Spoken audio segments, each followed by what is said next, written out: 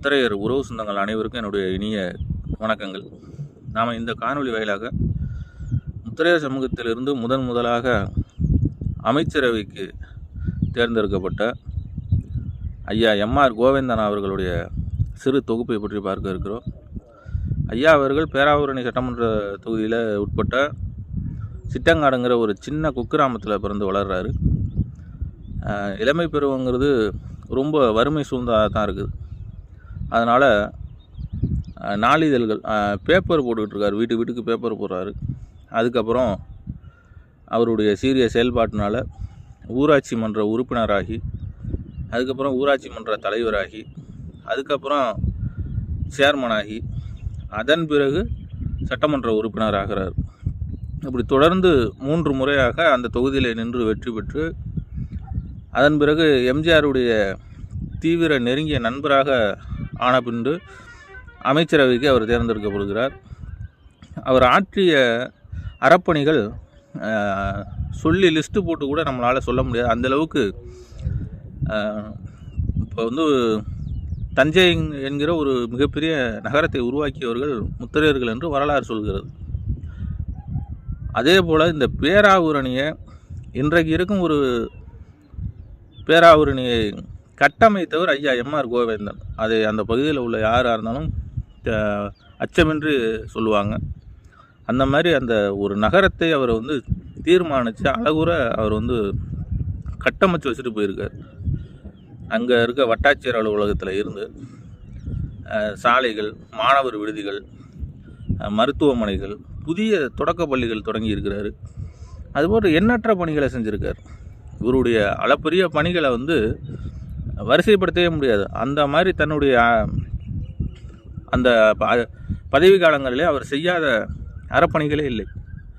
அப்படி முதலாக நம்ம சொல்லுவோம், சட்டமன்றத்தில் போய் முத்திரையர்களை பற்றி ஒரு வார்த்தை பேசிட்டாவே இன்றைக்கி நம்ம ஒரு பெரிய விஷயமாக எடுத்துக்கிட்டு அவங்கள வச்சு ஆஹா ஓஹோன்னு நம்ம கொண்டாடிக்கிட்டு இருக்கோம். ஏன்னா நம்மளை பற்றி பேசுகிறதுக்கு இங்கே நாதி இல்லை.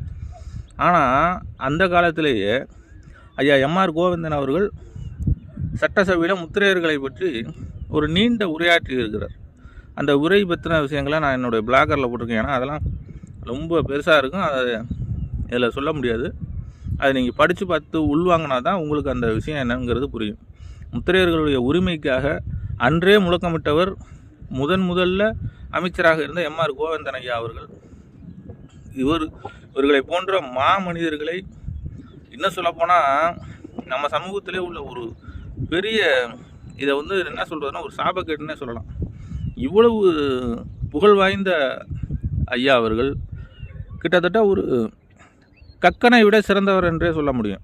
ஏன்னா லஞ்ச லாவணியம் இல்லாமல் நேர்மையாக தன் மனதில் தோன்றியதை அப்படியே பேசக்கூடிய ஒரு ஆற்றல் உள்ளவர்.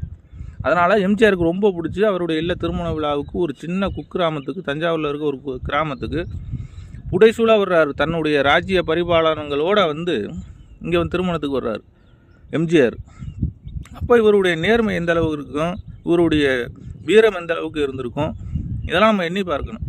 கக்கன் அளவுக்கு வேணாம், அவருடைய நம்மளுடைய சமூகத்தினுடைய ஒரு முதல் அமைச்சர் என்கிற முறையிலாவது அவருக்கான ஒரு அவருக்கு உண்டான ஒரு மரியாதையை நம்ம ஒவ்வொரு ஆண்டும் செலுத்தணும்.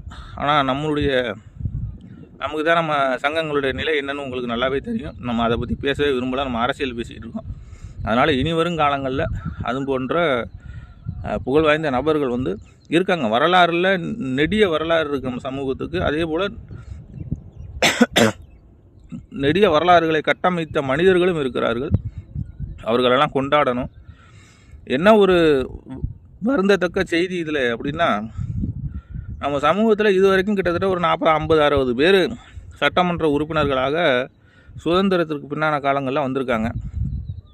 ஆனால் இன்றைக்கி ஒரு தொகுதியில் ஒரு முறை ஜெயிச்சு சட்டமன்றத்துக்கு போகிற ஒரு எம்எல்ஏ எந்த அளவுக்கு சொத்து சேர்க்குறாங்கன்னு எல்லாருக்குமே தெரியும். ஆனால் இத்தனை பேர் இருக்காங்க நம்ம சமூகத்தில். கிட்டத்தட்ட 40, 50, 60 பேர் இது வரைக்கும் சட்டமன்றத்துக்கு தேர்ந்தெடுக்கப்பட்டிருக்காங்க. பெரிய லெவலில் சொத்து சேர்த்தோம், இல்லை அரசாங்க சொத்தை ஆட்டையாக போட்டோம், இல்லை புறம்போக்கு நிலத்தை பட்டா போட்டோம், இந்த எந்த ஒரு தவறான விஷயங்கள்ல ஈடுபட்டதே இல்லை. இதுதான் அதாவது தனக்கு பின்னாடி தன்னுடைய சந்ததிகளுக்கு கூட வழிகாட்டாத மக்கள் தான் நம்மளுடைய மக்கள். சொத்து சேர்க்க தெரியலை, எடுத்தோடனே நேர்மை, நியாயம், தர்மம் இதுதான் நம்ம ஆளுகளுக்கு தெரிஞ்சது.